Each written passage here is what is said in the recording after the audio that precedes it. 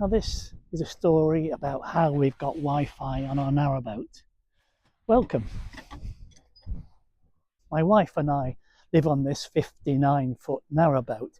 At present we're moored at the Aqueduct Marina in Church Minshaw near Nantwich, and really it is one of the most beautiful, nicest marinas we've ever been to. The people are very helpful. Just come aboard. Now this is the first router we installed. It has two connections where you can put two SIM cards in, one there and one there. When we first did it, we actually lost the SIM card. It went in too far and I managed to get it out with a pair of tweezers.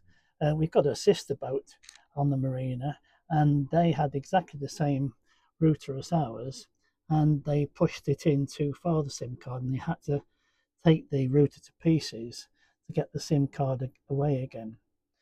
Anyway, we tried it and we were continually getting buffering. Really, it wasn't very successful.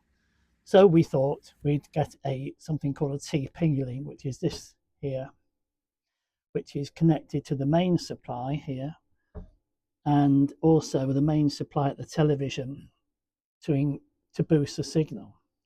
So it wasn't really successful. So narrowboats are actually, they're Faraday cages, of course, they're completely steel. And that's several things are Faraday cages, microwaves, aeroplanes. And in 1936, James Faraday did some experiments to prove that it was difficult to get electromagnetic signals inside a steel cage. He actually put himself inside a steel cage for 2 days while they fired electromagnetic waves at him to prove that they didn't enter his cage. So in the end, we decided to try plan B, which was Starlink. Now Starlink has two problems.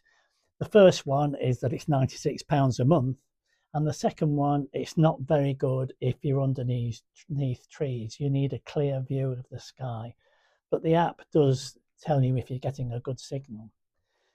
Now we can get Netflix, Prime, and just about anything. We still get occasional buffering.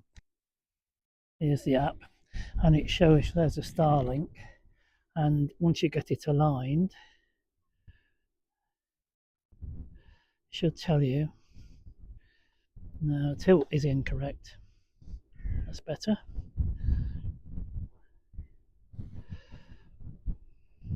And it tells you your Starlink's aligned there.